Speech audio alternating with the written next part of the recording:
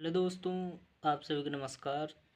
दोस्तों, आज हम कक्षा 11th के हिंदी साहित्य के गद्य खंड के अध्याय 4 विदाई संभाषण, जिसके रचयिता बाल मुकुंद गुप्त जी हैं, उस अध्याय के इम्पोर्टेंट क्वेश्चन की बात करेंगे। उससे पहले ऐसे वीडियो कंटेंट देखने के लिए चैनल को लाइक और सब्सक्राइब कर लीजिएगा, जिससे आपको ऐसी महत्वपूर्ण जानकारियाँ मिलती रहेंगी। तो चलिए समय बिना गवाए शुरू करते हैं मोस्ट इम्पोर्टेंट क्वेश्चन आंसर। यहाँ पर पहला ही प्रश्न है, शिव शंभू की दो गायों की कहानी के माध्यम से लेखक क्या कहना चाहता है? तो उत्तर है, शिव शंभू की दो गायों की कहानी के माध्यम से लेखक बाल मुकुंद गुप्त कहना चाहता है कि भारत की भूमि पर रहने वाले चाहे मनुष्य हो चाहे पशु, दोनों को ही बिछुड़ने का दुख होता है। साथ रहते हुए चाहे वे कितना भी लड़ते झगड़ते थे, परंतु विदाई के समय एक दूसरे की गलतियों को भुलाकर प्रेम का व्यवहार करते हैं। भारत के लोग भावुक होते हैं। इस प्रकार मरने वाले गाय के जाने के बाद दुर्बल गाय ने चारा नहीं खाया। साथ ही विदाई के समय बड़ा दर्द भरा होता है। उस पर भी लॉर्ड कर्जन दोबारा आने वाले नहीं थे और न उन्हें उदारता दिखाई थी।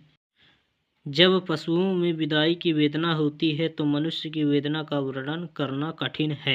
चलिए नेक्स्ट क्वेश्चन की बात करते हैं हम। यहाँ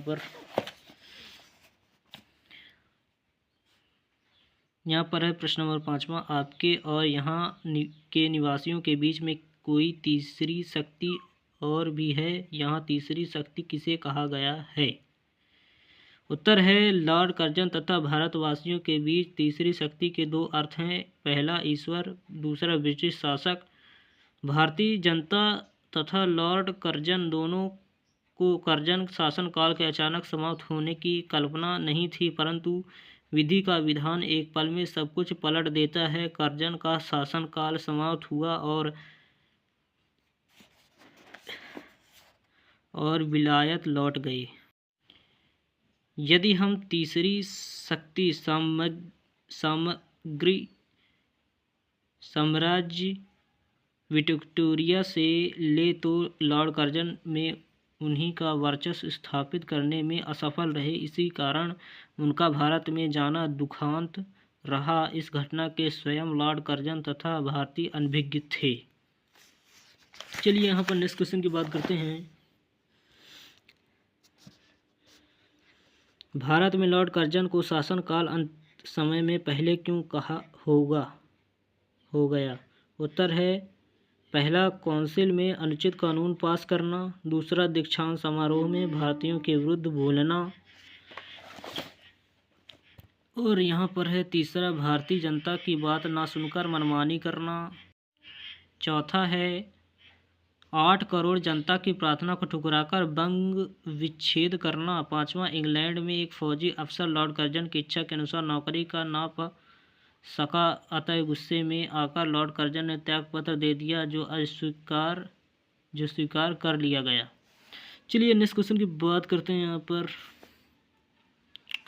भारतीय अनपढ़ जनता के सामने किसका कौन सा गीत गाया जाता था? उत्तर है, भारतीय अनपढ़ जनता के सामने नर सुल्तान नाम के एक राजकुमार का गीत गाया जाता था।